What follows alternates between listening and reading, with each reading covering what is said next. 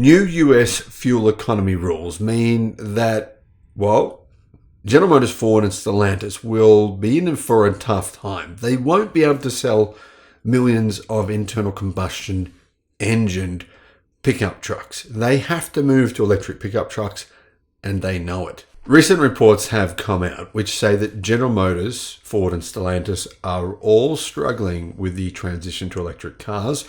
All of them are finding it much harder than they thought it would be. The media is suddenly going, whoa, we said that these companies would take over Tesla by 2025. Some of us said 2026. All of us were wrong. However, keep in mind, Stellantis with Ram, General Motors and Ford, their bread and butter, they make their big profits from internal combustion engine powered pickup trucks.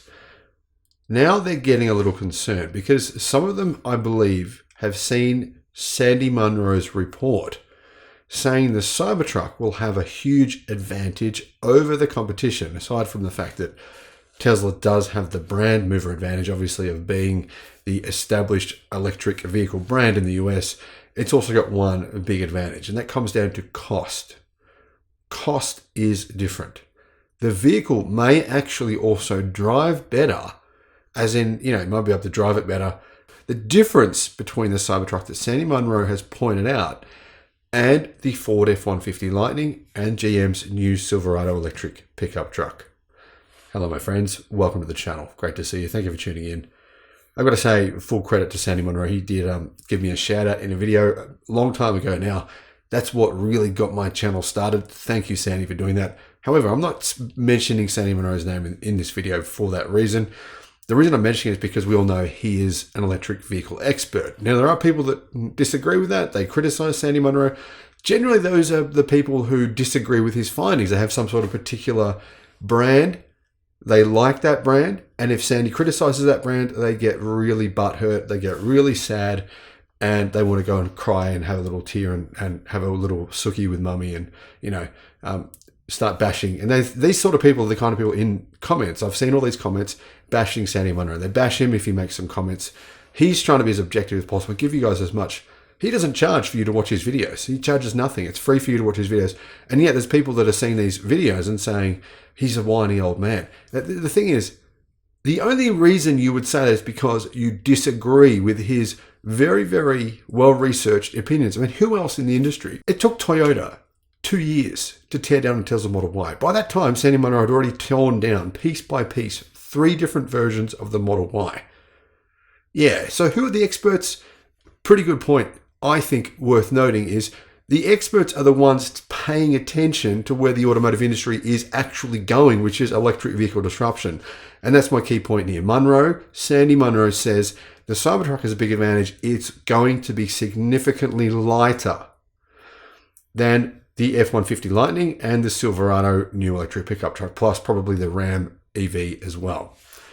Sandy has had a look at the new design. He's seen the images. He's seen all the details that I'm sure you've seen as well of the frame of the Cybertruck. He's seen the way that they're building it, and he doesn't know exact details, but he knows pretty well down to the approximation of being able to figure this out. And he's saying the Cybertruck will be significantly lighter. But I think that for the most part, Tesla's really done some amazing things. We've heard lots of speculation. I thought we were going to see about 350 miles out of this. Someone has come put in 331. Yeah, and I thought this was going to be. I was hoping that this would be about 3 tons, but it sounds like it may be closer to 4, which. It is what it is. If this is true, it wouldn't be a surprise because the Model 3 and the Model Y are significantly lighter than their competition.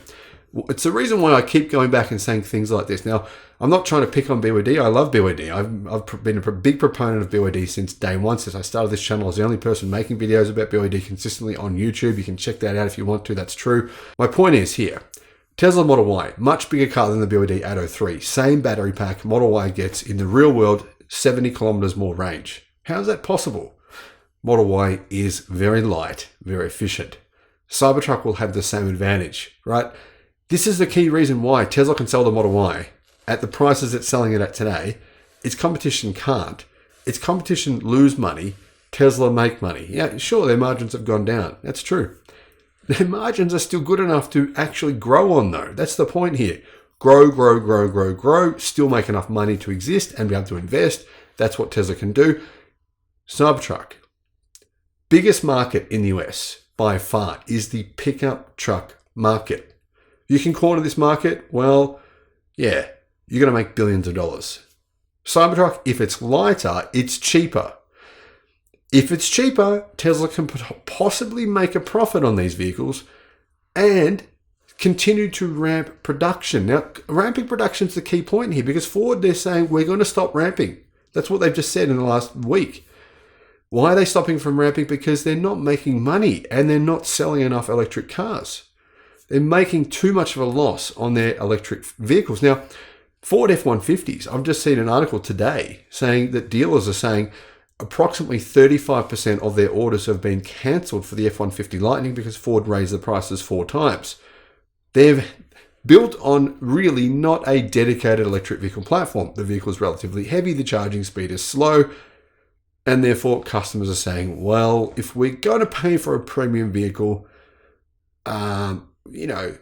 we should be getting something a little better than this. That's what some of them are saying.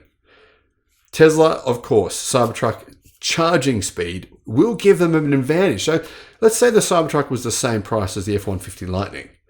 Which vehicle do you think most people are going to buy, considering the Cybertruck's internal space is nearly twice the size of the F-150 Lightning?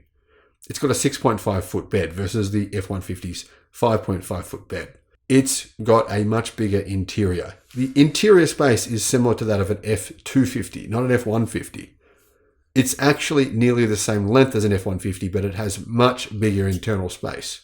Obviously, the tray size is bigger. In my opinion, I think there's a lot of key advantages. Now, imagine those. Cybertruck comes in, weighs less than an F-150. Tesla doesn't have to put as big of a battery pack in. It has faster charging speed.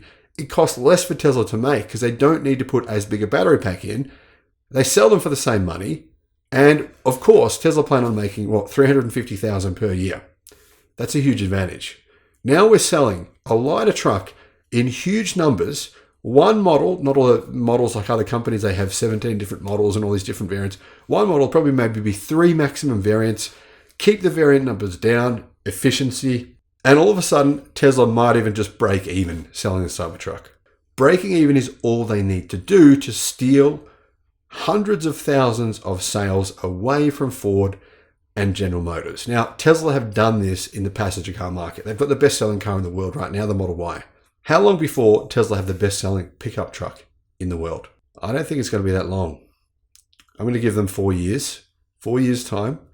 The Cybertruck very likely will be the best-selling pickup truck in the US. And General Motors, Ford, and Stellantis will be wondering, what the hell just happened? Thank you for watching. Let me know what you think in the comments. Am I crazy? Do you agree? Do you disagree? If you disagree, I want to know why.